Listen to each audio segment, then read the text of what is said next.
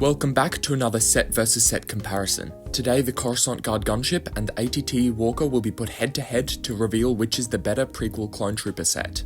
These sets are priced slightly differently, as I'm Australian will be judging based on the Australian prices. So the Coruscant Guard Gunship retails for $250 Australian dollars and the ATT Walker retails for $230.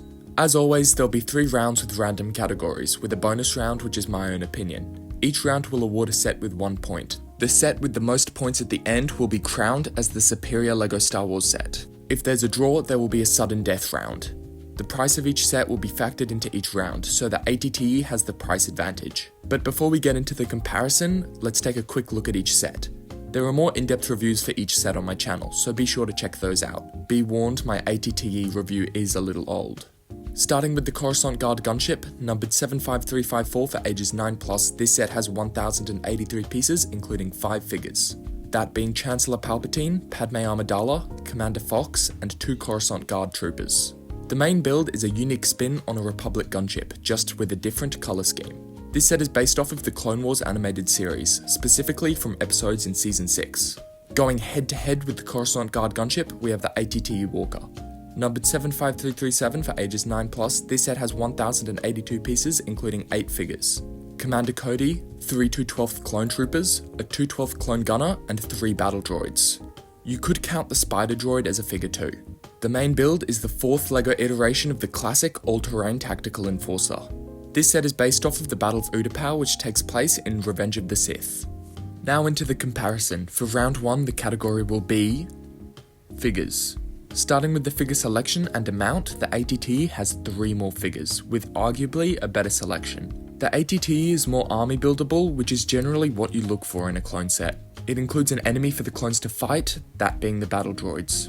The only named character is Commander Cody, for the first time in his Phase 2 armor, introducing the helmet holes that we'll see on all the clone figures in both sets. The Coruscant Guard Gunship comes with 3 named characters. It comes down to preference which selection is better. I personally prefer the ATT's figures. It is however irrefutable that the ATT has more figures. I'm counting the droids, although if you look at price per figure, the ATT still wins. But what about figure quality? When it comes to lowlights, I would say the Gunship has more. The Commander Fox minifigure has so many errors, and the Padme is underwhelming and has no leg printing. Don't get me wrong, the ATT's figures also has its lowlights, such as the poor helmet printing on the 212th troopers. The Gunship is losing so far with lowlights, but will its highlights outshine the lowlights? The Palpatine figure is perfect and has amazing printing with a perfect hairpiece. The shock troopers also look really good with the white hips and detailed print, despite the helmet holes. But the ATT has so many highlights. Unlike Commander Fox, Commander Cody is perfect. With an accurate torso and leg print, a great helmet with helmet holes covered, and an awesome unique head print underneath. The Clone Gunner is frankly just awesome, and the 212th troopers look really cool when you put them all together with their torso and leg prints. So the ATT is easily winning the first round with more figures at a higher quality and lower price.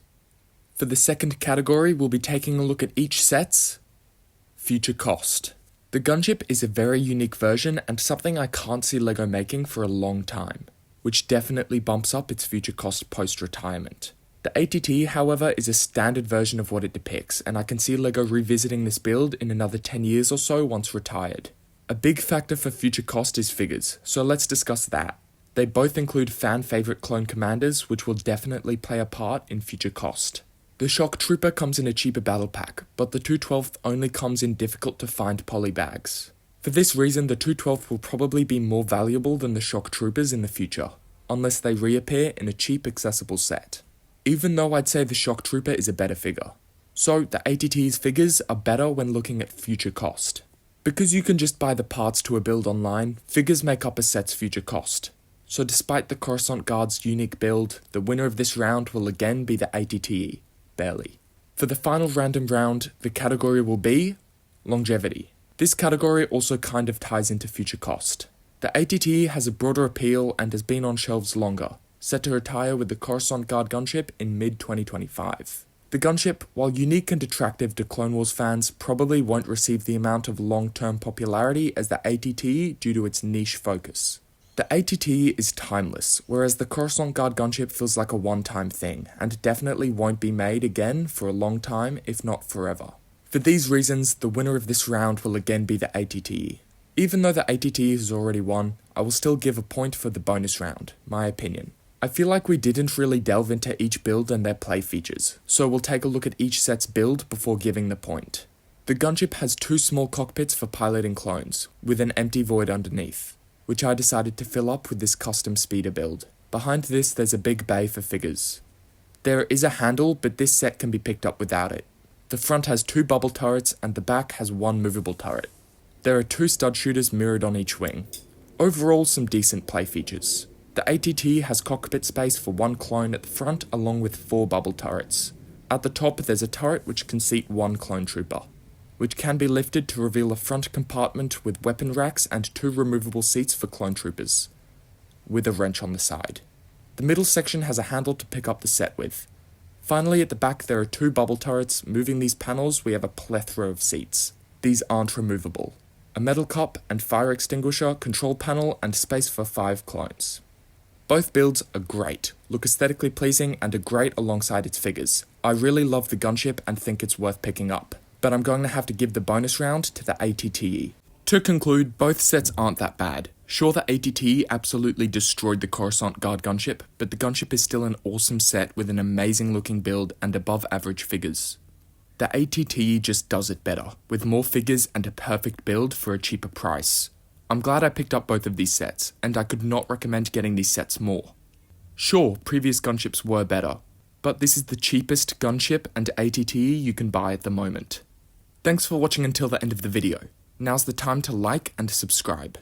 Leave a comment or question to get featured in a Q&A video. Follow us on Instagram for the latest LEGO news and channel insight, and I'll catch you in the next video.